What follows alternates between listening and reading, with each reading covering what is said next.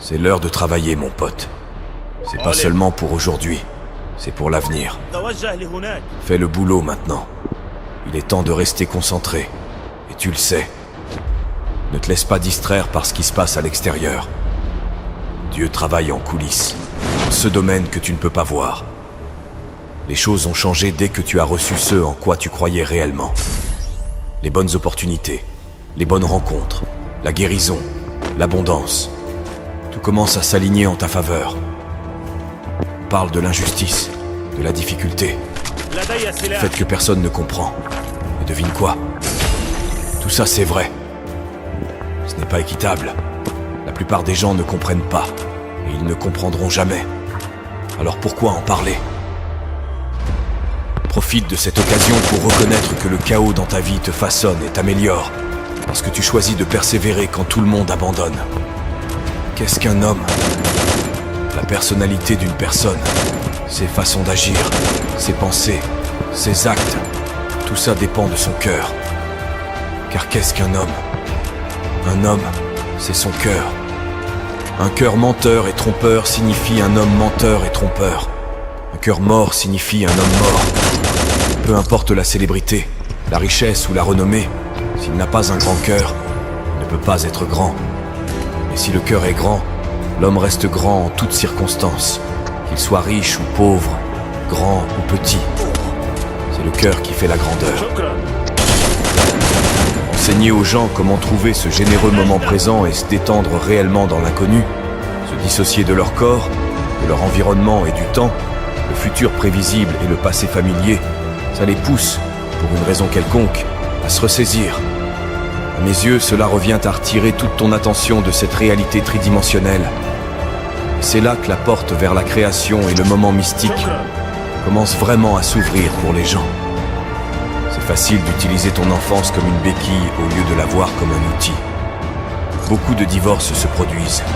Et les gens disent que leur famille est dysfonctionnelle, utilisant ça comme une excuse. Mais ce n'est pas une excuse valable, parce que la famille de tout le monde est d'une manière ou d'une autre dysfonctionnelle. Élimine chaque béquille, débarrasse-toi de toutes celles-ci, et dis-toi que c'est à toi de jouer. Que vas-tu faire maintenant que tu as lâché tous ces fardeaux? Blâmer les autres est juste un moyen facile de s'en sortir. Dieu dépose des rêves dans ton cœur que tu ne peux pas accomplir seul. Tu n'as peut-être pas l'expérience, l'argent ou les connexions, mais Dieu les a. Tu es à une étape près de voir tes rêves se réaliser. On n'a pas le contrôle. Beaucoup d'entre nous n'ont pas le contrôle. Certains choisissent de rester à terre, mais ce sont ceux qui se relèvent constamment aussi vite qu'ils le peuvent, qui grandissent et qui réussissent dans la vie. Qui contrôle ta vie? Qui prend les décisions dans ta vie chaque jour? Qu'est-ce qui tire les ficelles dans ta vie? Avant de dire toi-même, pense à ça chaque jour quand tu te réveilles. As-tu pris les décisions que tu devais prendre pour progresser? T'en as besoin, sérieusement. Bien sûr, ça va devenir difficile. Bien sûr, plein de choses peuvent perturber ta concentration. Mais tu dois tenir bon, mon ami. C'est un autre niveau aujourd'hui. Si tu peux le voir dans ton cœur et que tu as le courage de le dire, ça arrivera. Souvent, les gens croient en certaines choses, mais les gardent pour eux. Si tu commences à parler de ce sujet, tu crées cette loi de l'attraction. Et ça deviendra réalité parce que tes rêves doivent être plus grands que toutes tes peurs et toutes les conséquences. Ce qui fait que les gens échouent, c'est qu'ils rêvent trop petit. Ton problème dans la vie n'est pas de viser trop haut. C'est si tu vises trop bas et que tu échoues. Donc, quand tu vises la lune et que tu rates, tu es quand même parmi les étoiles. Tout le monde le veut, mais la réalité est que tout le monde ne l'obtient pas. Et le truc dingue, c'est que si tu le veux, tu peux l'obtenir.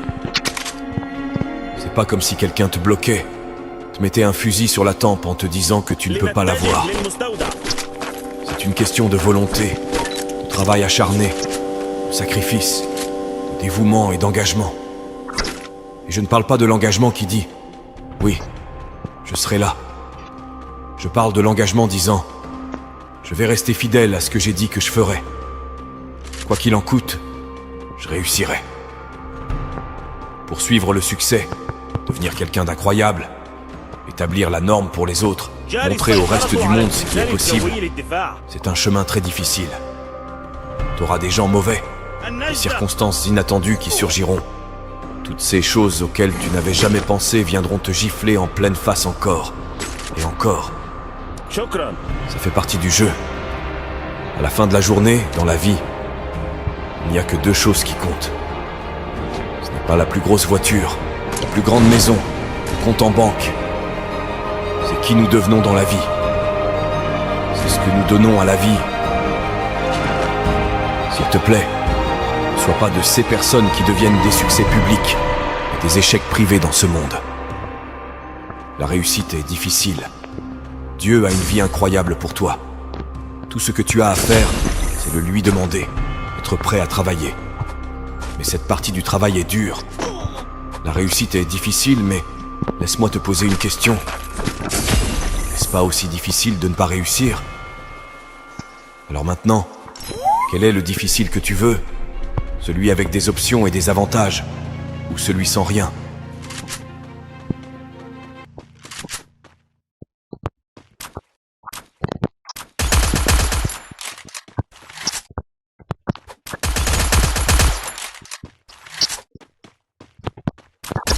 عمل جيد. شكرا.